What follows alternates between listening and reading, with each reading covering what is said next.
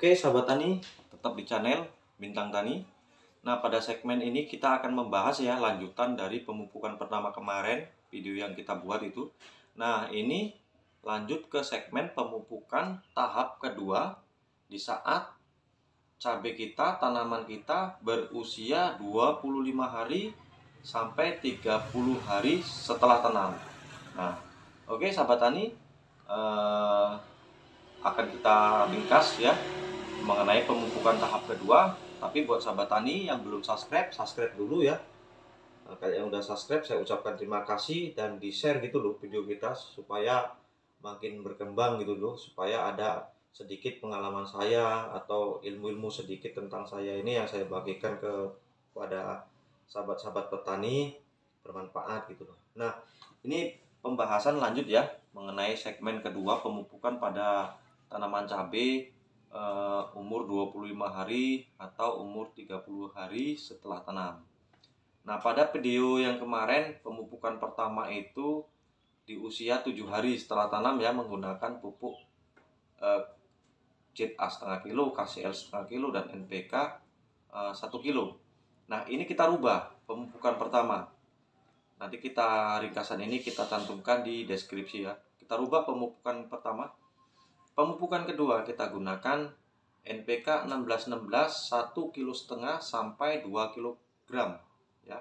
NPK 1616 1,5 kg atau 2 kg ditambah dengan boron 1 kg ya.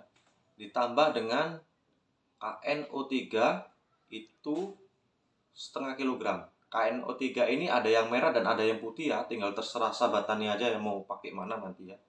Terus ditambah kalsium tepung ini, Nah, kalsium tepung ini setengah kilogram.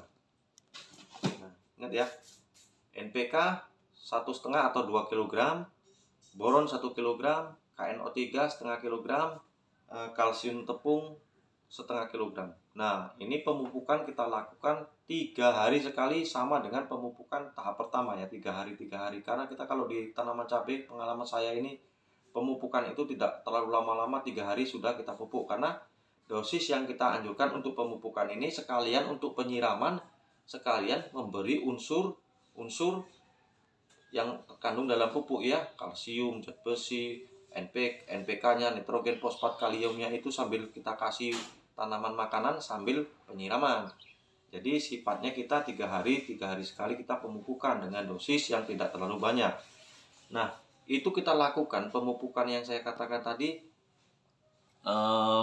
berarti kan tanaman tadi umur 25 atau 30 hari setelah tanam. Berarti ini artinya tanaman cabai kita sudah mulai mengeluarkan bunga ya, calon buah pertama di setiap cabang P ya. Nah, ini kalau tidak kita beri boron pada tanaman kita, tidak kita masukkan boron atau kalsium pada tanaman kita, yang terjadi biasanya pada saat tumbuhnya bunga di cabang P pertama itu akan gugur. Kalau tidak tepat penanganannya mengenai pemupukan. Ya, jadi kalau kita masukkan boron itu tadi dengan kalsium, mudah-mudahan calon buah ya itu tetap nempel, bertahan sampai nanti bisa dipanen.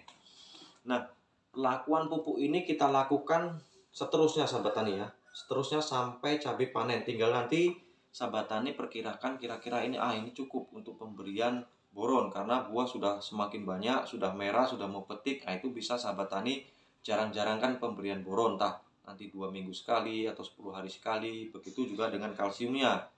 Tapi NPK 1616 tetap masuk ya sahabat tani, karena pada saat cabai ini berbunga terus prosesnya menjadi buah menjadi lebat, kan makannya semakin banyak pohon cabai, dia harus membesarkan batang, tetap menghijaukan daun, tetap pemberian untuk proses pembungaan, tetap untuk mengasih makan pembuahan ya, buah nanti merah untuk memerahkan buah. Jadi tahapannya pohon cabai itu semakin banyak mengkonsumsi makanan ya.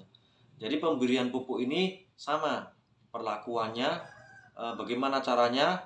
Ya sama kayak pemupukan pertama, pupuk itu kita campurkan menjadi satu, kita tuang ke dalam tong, ya kita beri air secukupnya, sekira-kira nanti sahabat tani bisa memprediksikan kalau air kita campur segitu banyaknya untuk takaran satu gayung ini, untuk tanaman 1000 pohon ini cukup tidak. Kalau tidak cukup ya sahabat tani tambahi airnya, berarti kapasitas tongnya ditambahi besarnya ya itu.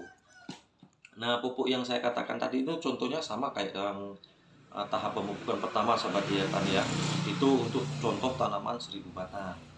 Nah bahas sedikit turun ke bawah mengenai pemberian JPT, ini saya bahas di sini juga.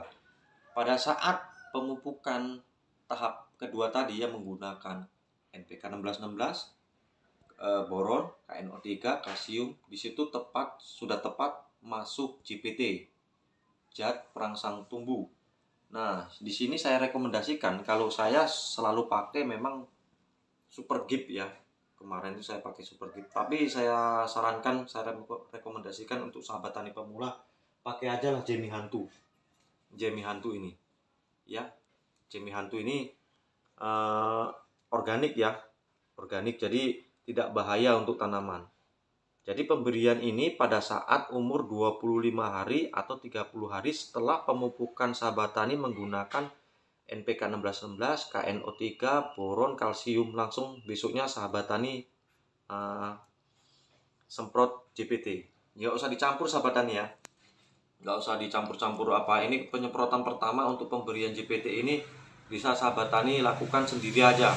Nah pemberian ini setelah nanti sahabat tani pemupukan, nanti semprot ini nanti aja 7 atau 10 hari sahabat tani semprot lagi dengan Jemi Hantu. Ini saya bacakan ya kegunaan Jemi Hantu ini, manfaat dari Jemi Hantu multiguna ini. 1, untuk daun, mempercepat pertumbuhan daun menjadi lebat karena keras, padat, lebar, tebal, berisi, mengkilap, muncul warna asli daun, tidak mudah rontok. Ini manfaatnya. Yang kedua untuk batang, mempercepat perkembangan batang dalam melakukan pembelahan sel sehingga cepat besar, kokoh, dan berurat. Berarti batang ini kalau kita masukkan ini, nanti proses batang cabai kan ada cabang P-nya ya, itu mau batang itu besar, istilahnya mau menjadi 2 tapi tidak, dia jadi 1, jadi gempet ini itu besar itu nanti di batang.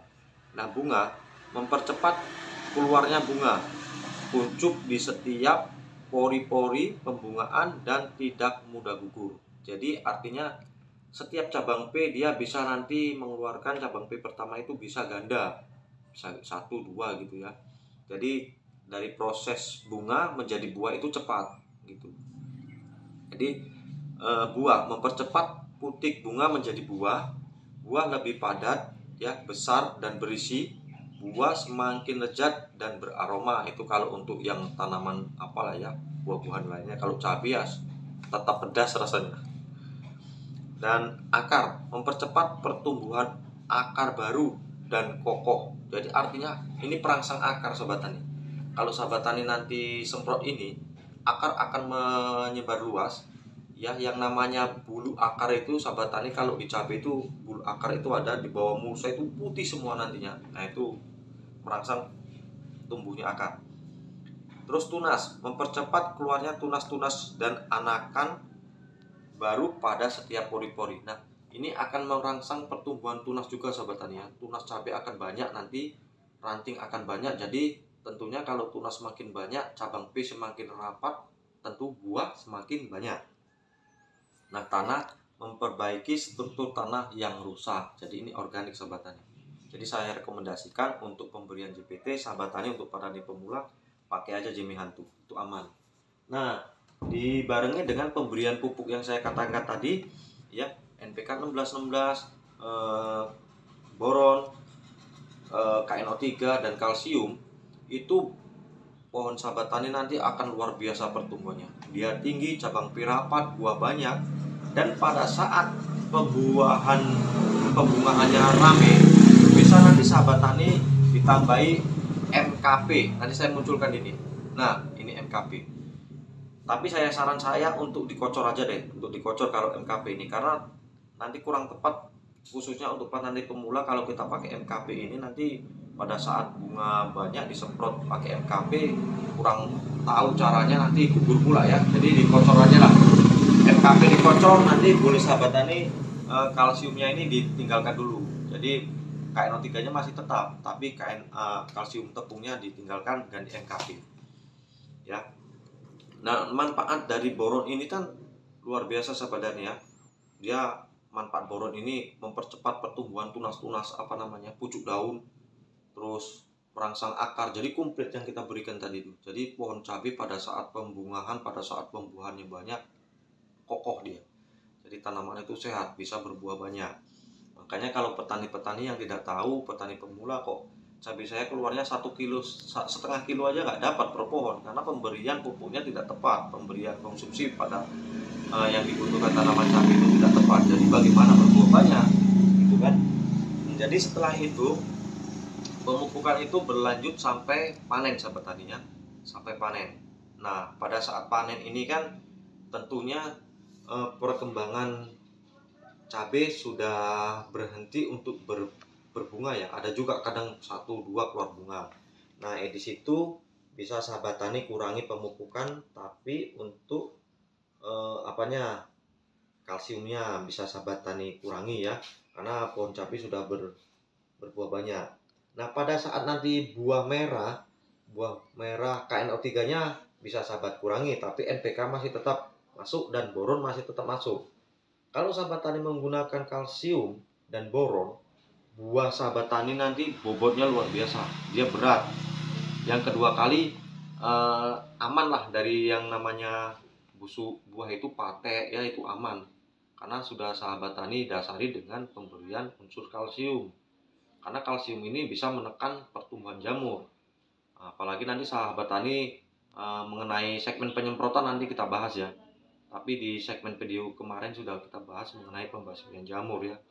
Nah, kegunaan pupuk KNO3 ini pun luar biasa sahabat tani ya. Luar biasa, dia mempercepat pertumbuhan tunas-tunas baru, juga itu dia memperbanyak daun. Jadi pertumbuhan sahabat tani nanti, pertumbuhan pohon cabai itu tidak gampang tidak gampang dia. Jadi masih pertumbuhan ini, waktu pun buah banyak, dia masih tumbuh terus, berbunga terus. Bisa nanti sampai segini tingginya sahabat tani ya cabainya. Kalau bedengannya hanya tinggi 40 cm, nanti cabai sahabat tani bisa segini, jadi tinggi dia.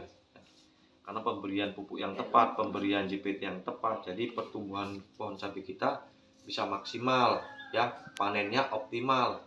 Jadi cabai kita pun kualitasnya terjamin. Nah, kalau cabai kualitas kita terjamin, tentunya pedagang senang membeli cabai kita ya, karena cabainya rasanya sangat pedas. Yang kedua kali tahan simpan 2 minggu, bukan busuk makin kering tapi makin kilat kalau unsur kalsium dan boronnya itu tadi terpenuhi ya. Nah, mungkin sedikit ringkasan ini saja sahabat tani mungkin mengerti ya, tentang kalau petani yang udah biasa tanam mengerti lah. Mungkin sedikit pengalaman dari saya, sedikit mungkin ilmu dari saya, masih banyak di luaran yang pintar-pintar mengenai budidaya cabai ini ya, yang sampai insinyur pertanian ya. Kalau kita hanya bukan insinyur pertanian, cuman pengalaman kita yang kita bagikan kepada sahabat tani. Bukan saya menggurui atau mengajari yang lebih baik.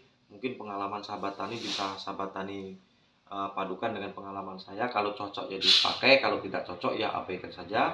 Mungkin itu saja dari saya, penyampaian sedikit ringkasan mengenai pembahasan pemupukan tahap kedua pada tanaman cabai supaya tumbuh maksimal tanaman sahabat tani. Wassalamualaikum warahmatullahi wabarakatuh.